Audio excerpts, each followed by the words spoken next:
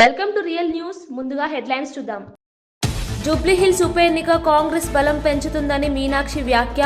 కుల మతాలకు అతీతంగా ప్రజా అభివృద్ధి మా ధ్యేయమని వెల్లడి.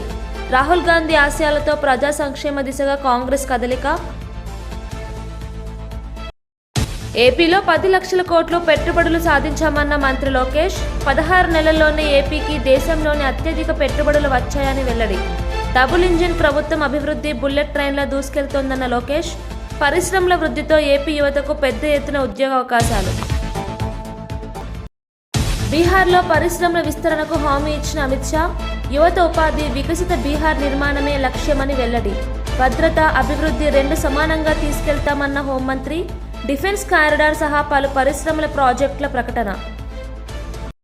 జూబ్లీహిల్స్ బైక్ ర్యాలీలో కిషన్ రెడ్డి ఫైర్. అభివృద్ధిపై ప్రశ్నలు. డ్రైనేజీ, త్రాగునీరు, దీపాలు లేవు, ఇదేనా అభివృద్ధి అని ప్రశ్నించిన మంత్రి. కాంగ్రెస్, బీఆర్ఎస్ గెలిచి జూబ్లీహిల్స్ ను నిర్లక్ష్యం చేశాయని విమర్శ. మహిళలపై 2500 హామీ మోసమని కిషన్ రెడ్డి వ్యాఖ్య. ఆలయ భద్రతలో ప్రభుత్వం విఫలమైందన్న సజ్జల. ఇంటెలిజెన్స్ విఫలమైంది, భక్తుల ప్రాణాలు ప్రమాదంలో ఉన్నాయని వ్యాఖ్య. ఆలయ ఘటనలపై ప్రభుత్వంపై సజ్జల రామకృష్ణారెడ్డి విమర్శ. భద్రతా చర్యలు పటిష్టం చేయాలని అధికారులకు ఆదేశాలు.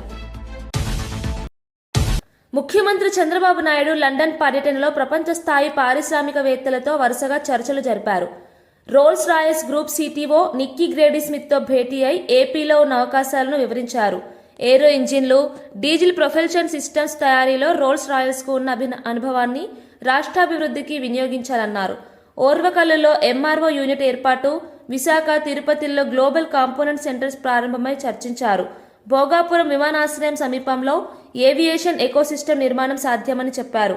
ఎస్ఆర్ఏఎం, MRAM group chairman Shailesh Hiranandani, శాంకో హోల్డింగ్స్ చైర్మన్ సంపత్ కుమార్ మల్లాయిలతో సమావేశమై సెమీకండక్టర్, ఎనర్జీ స్టోరేజీ రంగాల్లో పెట్టుబడులపై చర్చించారు. ఏపీలో వనరులు, మౌలిక సదుపాయాలు సమృద్ధిగా ఉన్నాయని చంద్రబాబు వివరించారు.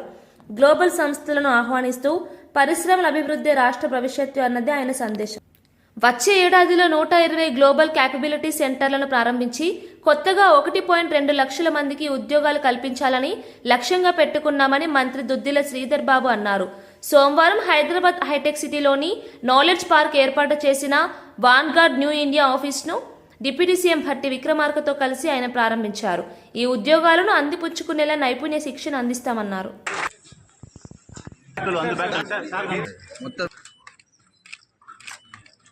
Can we give a big round of applause, everyone?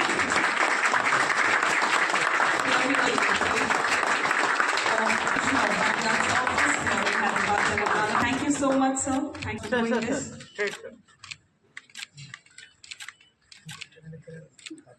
And such a proud of us this moment. Okay, sir.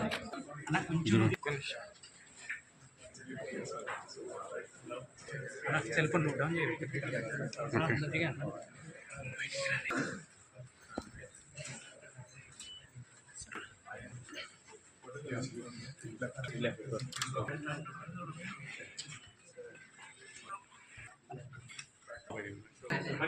ఇంకా బ్యాగ్ కానీ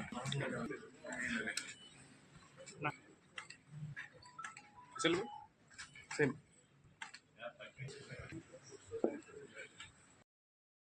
జూబ్లీహిల్స్ ఉప ఎన్నిక కాంగ్రెస్ ప్రభుత్వాన్ని మరింత బలోపేతం చేసే దిశగా నడిపిస్తుందని ఏఐసీసీ తెలంగాణ ఇన్ఛార్జ్ మీనాక్షి నటరాజన్ తెలిపారు. సోమవారం మీడియాతో మాట్లాడిన ఆమె కులమతాలకు అతీతంగా ప్రజా శ్రేయస్సు, అభివృద్ధి కోసం కాంగ్రెస్ కృషి చేస్తుందన్నారు. బడుగు బలహీన వర్గాలకు నిజమైన న్యాయం జరిగేది కాంగ్రెస్ ద్వారానే అని వ్యాఖ్యానించారు. రాహుల్ గాంధీ ఆకాంక్ష ప్రతి కుటుంబం సుఖశాంతులతో జీవించే బలమైన ఐక్యత గల దేశం కావడమని ఆమె అన్నారు. జూబ్లీహిల్స్ ఉప ఎన్నికలో ప్రజల తీర్పు కాంగ్రెస్ పాలన పట్ల ఉన్న విశ్వాసానికి నిదర్శనంగా నిలుస్తుందని మీనాక్షి పేర్కొన్నారు.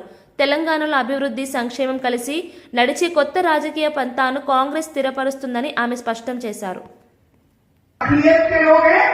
चाहे हमारे क्रिश्चियन समाज के लोग हैं, चाहे हमारे हिंदू समाज की बहनें हैं, चाहे हमारी दलित समाज की बहनें हैं, लंबाड़ा समाज की बहनें हैं, कोई भी क्यों न हो, सबको बराबरी से आगे बढ़ने का मौका मिले, ये राहुल जी का सपना है. और ये सपना हम तब पूरा कर सकते हैं जब हम पूरे देश में एक बदलाव की शुरुआत करें. चुनाव आयोग ने पिछले समय में जिस तरह की धांधलियां की हैं, उसके खिलाफ अगर हमें आवाज उठानी है तो उसकी शुरुआत हमें जुबली हिल्स से करनी होगी। और इसीलिए मैं आपसे कहना चाहती हूं कि ये एक असेंबली का चुनाव नहीं है, ये इस बात का चुनाव है कि आने वाले तेलंगाना का भविष्य क्या होगा। क्या यहाँ पर गरीब को हमेशा के लिए बारीक चावल मिलेगा? क्या यहाँ पर हमारी माता बहनों को आजादी से बस में घूमने का मौका मिलेगा? क्या उनको उनका न्याय और उनका हक मिलेगा? क्या हमारे प्रदेश में गरीब लोग हो कि अमीर हो कि मध्यम वर्ग के लोग हो, उनको मुफ्त बिजली मिलेगी? क्या हमारे गरीब लोगों को मकान मिलेंगे? किस तरह के तेलंगाना का हम निर्माण करेंगे जहां पर सबको बराबरी से आगे बढ़ने का मौका मिले या केवल चंद बड़े लोगों को आगे बढ़ने का मौका मिले?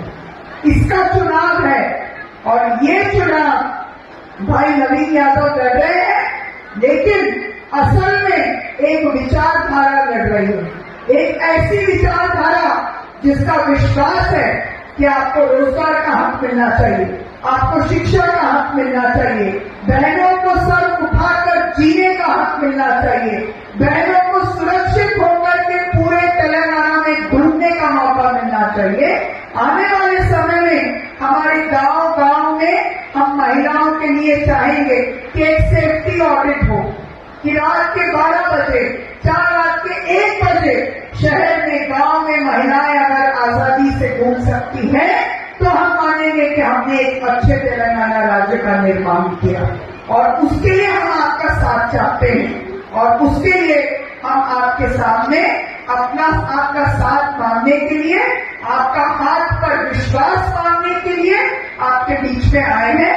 मैं आपसे विनम्रता से अनुरोध करती हूँ, अपील करती हूँ कि हमारे भाई नवीन यादव जी को आप अपना सहयोग दें और आपका ये एक वोट एक बहुत बड़े बदलाव को दस्तक दे रहा है।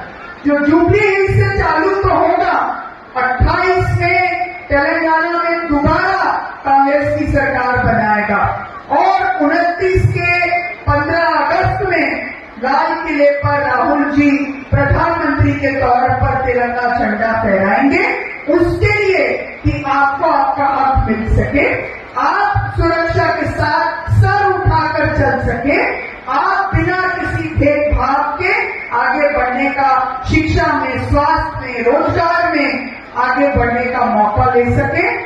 इसके लिए आपके बीच में ये चुनाव है।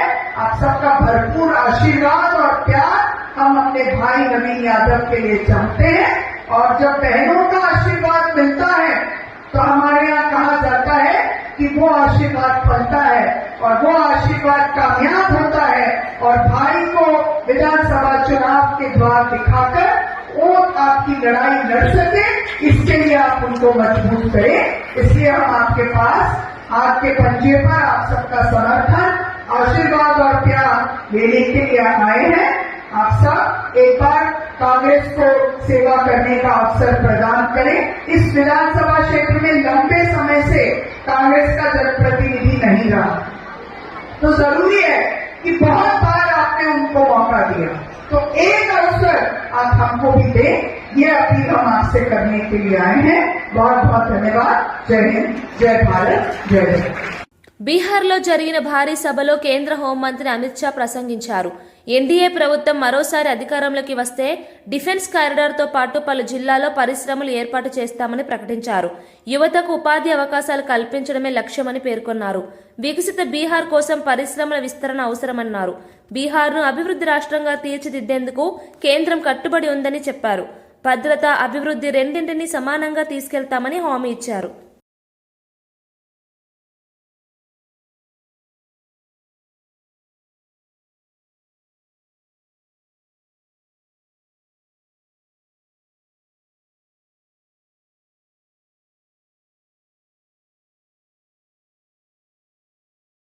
सीता माता के मंदिर का प्राण प्रतिष्ठा होगा, उसी दिन सीतामढ़ी से लेकर अयोध्या तक हम वंदे भारत ट्रेन भी चालू कर देंगे। वंदे भारत ट्रेन जो अयोध्या आएगा वो सीतामढ़ी आएगा।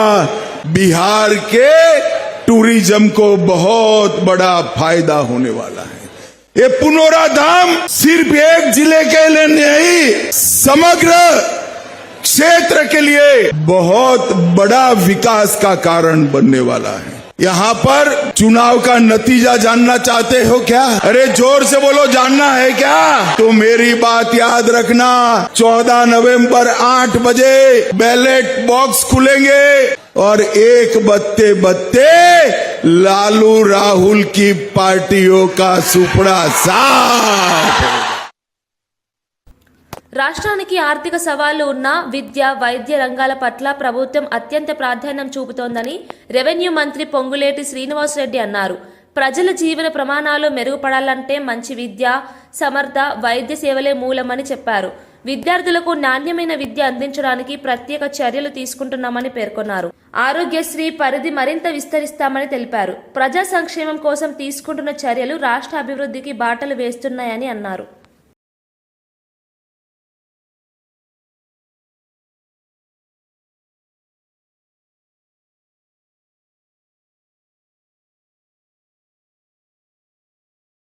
ప్రధానంగా 8 కోట్ల రూపాయలతోటి విఎస్టి హైదరాబాద్ రౌండ్ టేబుల్ వారు నిర్మిస్తున్న 60 గదుల భవనము, అంగన్వాడీ సెంటరు, డైనింగ్ హాలు ప్రత్యేకంగా నేను విఎస్టి యాజమాన్యాన్ని అభినందిస్తున్నాను. రాబోయే కాలంలో కొత్తగా ఒక school building, Adinagiri school building 60 రూమ్లతోటి డైనింగ్ హాల్ తోటి ఈరోజు శంకుస్థాపన చేశాము. కాలనీలో నివసించే వాళ్ళు కూడా ఇబ్బంది పడొద్దన్నది ప్రభుత్వానికి చిత్తశుద్ధి ఉంది. అంత క్లారిటీగా గౌరవ ముఖ్యమంత్రి రేవంత్ రెడ్డి గారు కూడా చెప్పడం జరిగింది.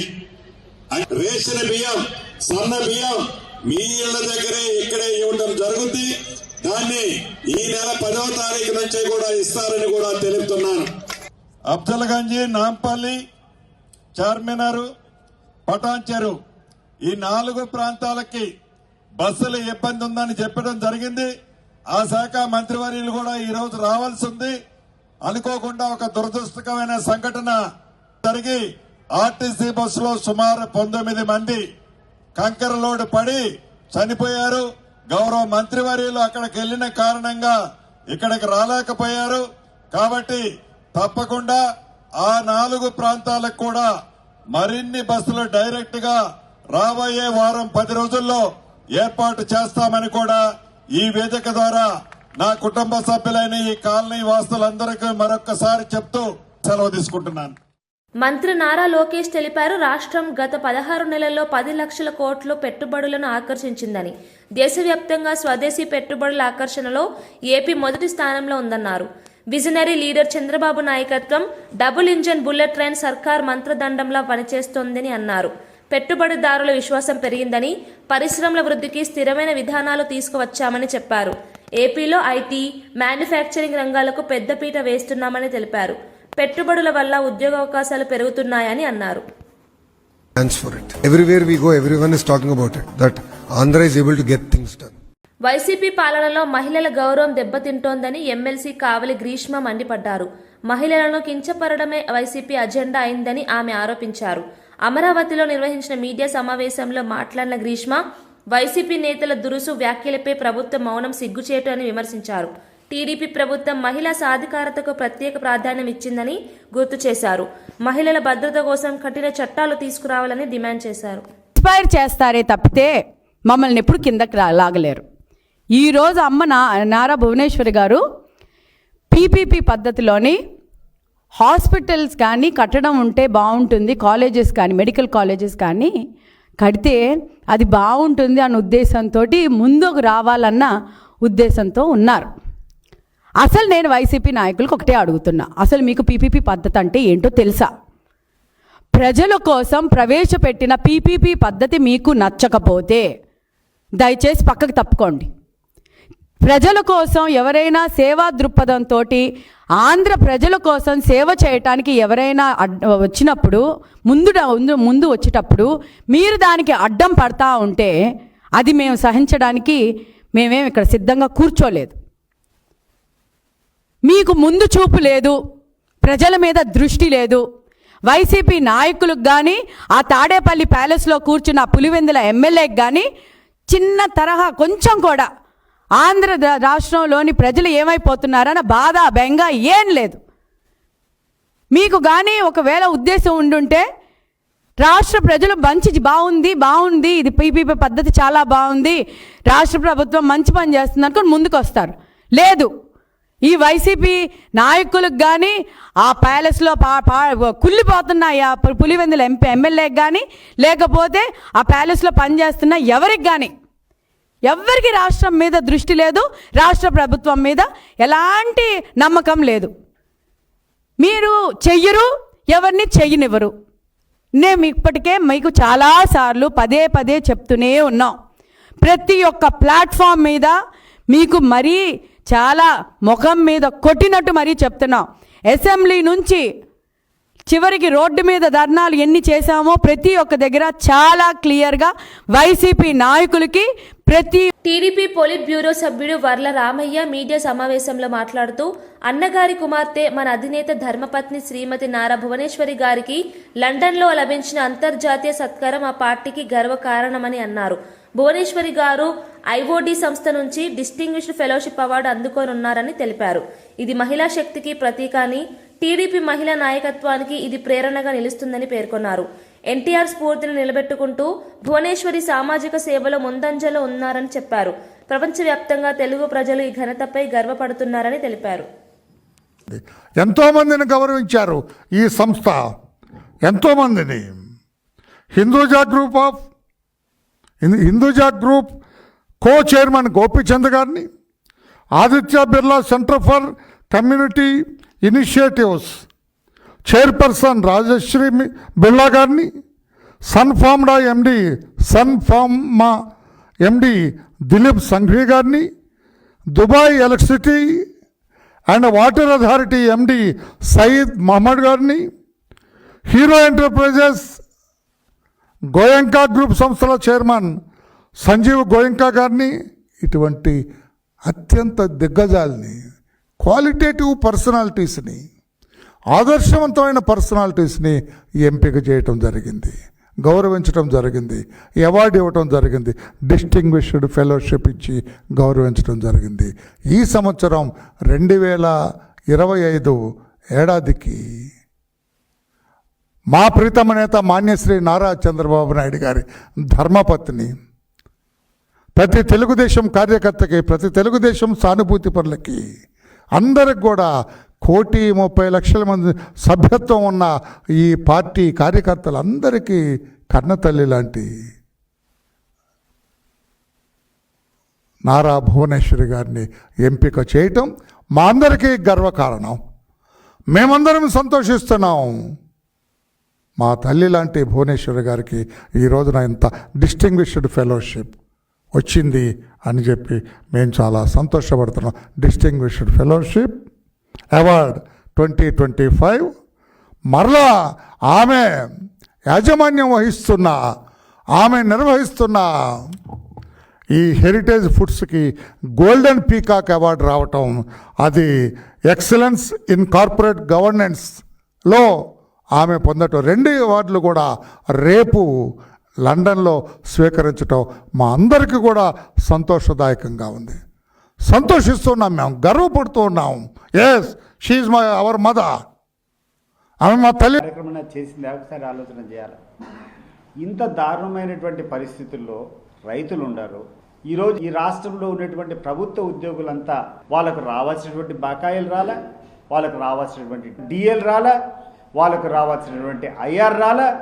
ఈరోజు వాళ్ళకు రావాల్సినటువంటి ఏ కార్యక్రమం ఇవ్వకపోగా వాళ్ళకు రావాల్సినటువంటి ఏ బెనిఫిట్ కూడా రానికుండా ఆపేసి ఈరోజు ఉద్యోగస్తులు ఒక రకమైనటువంటి సంక్షోభంలో నెట్టినారు.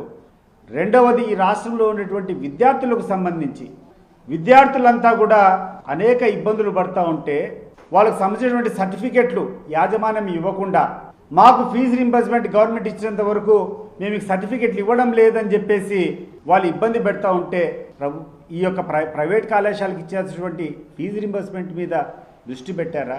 ఈరోజు ఈ నెట్వర్క్ హాస్పిటల్స్కి అంతా కూడా ఆరోగ్యశ్రీ కింద చేసినటువంటి బిల్లులని మీరు చెల్లించకపోవడం వల్ల ఈరోజు ఎవరు ఇబ్బంది పడతా ఉన్నా వాళ్ళకు సంబంధించినటువంటి ఈ వైద్య బిల్లులు, ఈ వైద్య సదుపాయాలు దొరకకుండా పోవడం వల్ల వాళ్ళకు ఉన్నటువంటి పరిస్థితుల్లో ఆదుకునేటువంటి పరిస్థితిలో ఉందా? మరి ఇన్ని ఇబ్బందులు పడతా ఉంటే ఇవన్నీ కూడా వదిలిపెట్టి ఈరోజు ఈ ముఖ్యమంత్రి గారు కొడుకు చేసేది ఏంటంటే ఇన్వెస్ట్మెంట్స్ కోసము విదేశాలకు పోతున్నారట. ఈయనేమో ముఖ్యమంత్రి గారేమో లండన్కు పోయినాడు, వాళ్ళ కొడుకు ఏమైనా ఇటీవల ఆస్ట్రేలియాకు పోయినాడు. ఏం సాధించారు అని చెప్పి నేను అడుగుతున్నాను. మీ యొక్క పరిస్థితుల్లో ఈరోజు కూర్చొని మీ విదేశీ పర్యటన వల్ల ఈ రాష్ట్రానికి కానీ ఈ రాష్ట్ర ప్రజలకు కానీ ఒరిగింది ఏంది అని చెప్పి ఈరోజు మీరు ఎక్స్ప్లెనేషన్ ఇవ్వాల్సినటువంటి పరిస్థితి. ఏమయ్యా గ్యాస్ సిలిండర్ సబ్సిడీ అని చెప్పినారు, ఈ యొక్క గ్యాస్ సిలిండర్లు ఏమైనా వచ్చినాయా? సబ్సిడీ అమౌంట్ మీకు పడిందా అంటే ఎక్కడే కానీ ₹1 రాలే. ఈరోజు పెన్షనర్స్, ఈరోజు పెన్షన్లు గడిచిన 2 సంవత్సరాల నుంచి ఒక్క కొత్త పెన్షన్ అయినా వచ్చిందా? 2 సంవత్సరాలు అయిపోయింది. 2 సంవత్సరాల నుంచి అర్హత పొందినటువంటి కొన్ని లక్షల మంది ఈరోజు వృద్ధులంతా కూడా మాకు కొత్తగా పెన్షన్ వస్తాయి, 60 సంవత్సరాలు దాటాయని చెప్పి ఎదురు చూస్తున్నారు. ఈ 2 ఇయర్స్ నుంచి చంద్రబాబు నాయుడు గారు వచ్చిన హయాం నుంచి కొత్త పెన్షన్. భీమవరం గాయత్రి హాస్పిటల్లో అడ్డగర్ల విజయలలిత అనే గర్భిణీ మహిళ మృతి చెందడంతో ఆందోళన చెలరేగింది. పాలకోడేడు మండలం మోగాలు గ్రామానికి చెందిన విజయలలిత అక్టోబర్ 31న డెలివరీ కోసం ఆసుపత్రిలో చేరగా నిన్న ప్రీమెచ్యూర్ బేబీకి జన్మనిచ్చింది. ఈ రోజు సాయంత్రం ఆమె పరిస్థితి విషమించి మృతి చెందింది. డాక్టర్ల నిర్లక్ష్యమే కారణమని కుటుంబ సభ్యులు ఆరోపించారు. ప్రస్తుతం శిశువు పరిస్థితి కూడా ఆందోళనకరంగా ఉందని వైద్యులు వెల్లడించారు. మృతురాలి బంధువులు ఆసుపత్రి ఎదుట ఆందోళనకు దిగారు.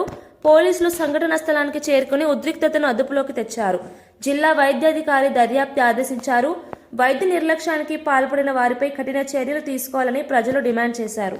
మేము ట్రై చేస్తాం, అన్ని పెట్టామని మాకు మెడిసిన్స్ అయ్యి రాసిస్తున్నారు, మేము తెస్తున్నాం సార్. ఆరోగ్యశ్రీ అయినా మేము మెడిసిన్స్ కూడా డబ్బులెట్టే కొనుక్కొచ్చాం, తెస్తున్నామండి. అన్ని కూడా బ్లడ్ కూడా అన్ని తెచ్చి ఇచ్చాం. తీరా చేసి ఇప్పుడు దాకా అయిన తర్వాత ఇప్పుడు మాకు ఇలా జరిగిందని చెప్పారు సార్. మాకేమి ఇక్కడ ట్రీట్మెంట్ కానీ, ఒక లెటర్ ప్యాడ్ మెడిసిన్ షిప్ కానీ, ఒక నర్సుకి ఈ పేషెంట్ వచ్చింది, ఈ కారుకి ఈ పేషెంట్ దీని ఒక డెలివరీకి వచ్చింది, లేకపోతే పేషెంట్కి ఇలా సీరియస్ ఉందని కూడా ఏ నర్సు కానీ ఎవరికీ తెలియదు సార్. ఎప్పటికప్పుడు మేము మళ్ళీ మేము వెళ్ళి ఏమంటే ఇంజక్షన్ చేయండి, లేకపోతే ఈ మెడిసిన్ తెలుస్తలేదు మేడం గారు అంటేనే తప్పటి ఆవిడ కూడా మాకు కనపడలేదు సార్. ఇది ఎవరండి? కాదు, మా అమ్మాయి, నా కూతురండి. అవును, లలిత, విజయలలిత, అడ్డగల్ల విజయలలిత.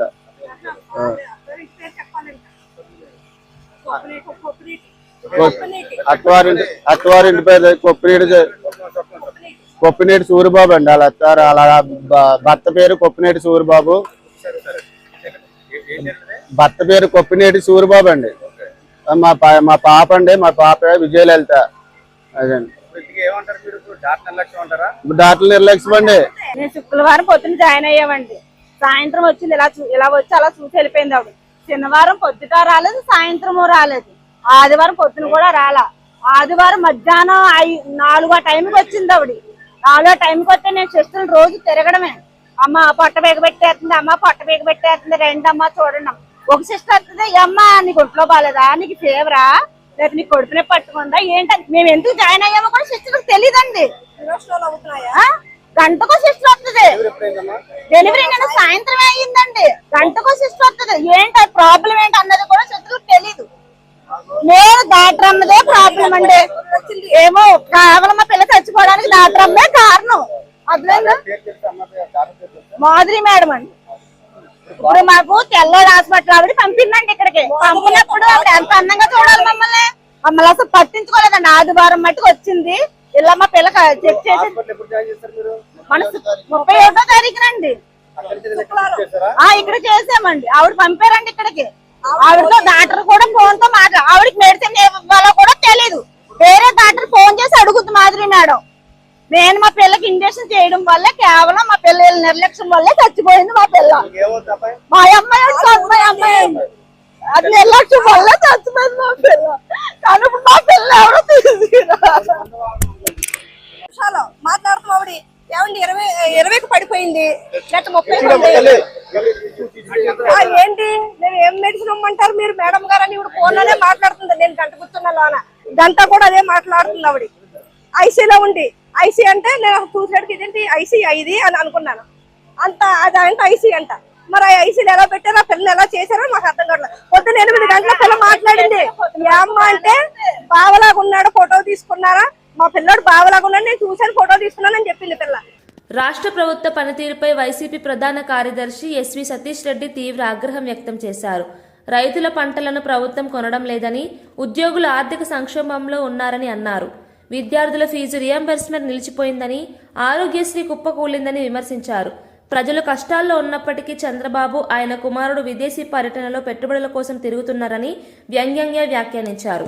రైతు, విద్యార్థి, ఉద్యోగి 3 వర్గాలు నష్టపోతే అభివృద్ధి ఎలా సాధ్యమని ప్రశ్నించారు. ప్రజల సమస్యలపై దృష్టి పెట్టే పాలన కావాలని, వైసీపీ మాత్రం ప్రజల పక్షానే ఉందని తెలిపారు. ప్రభుత్వ వైఖరి దారుణమని వ్యాఖ్యానించారు.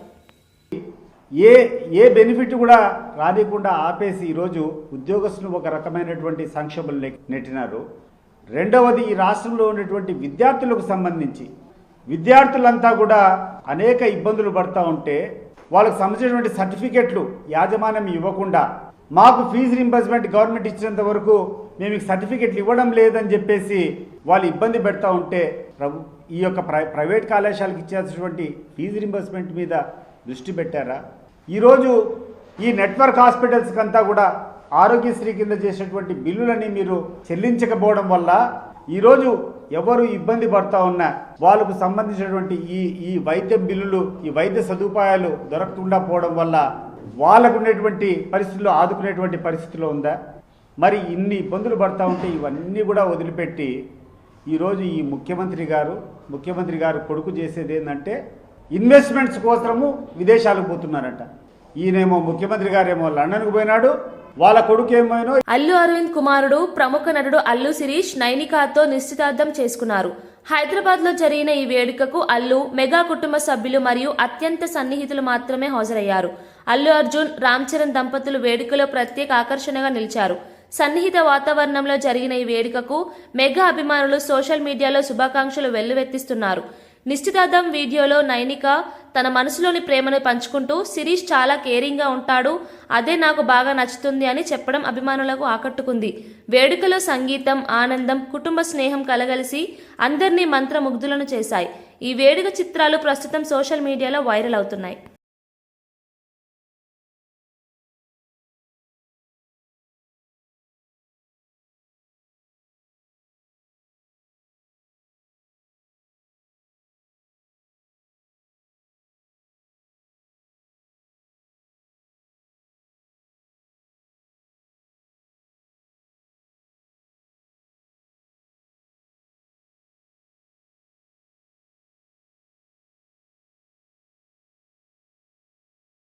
బులెటిన్ ముగించే ముందు హెడ్లైన్స్ మరోసారి చూద్దాం.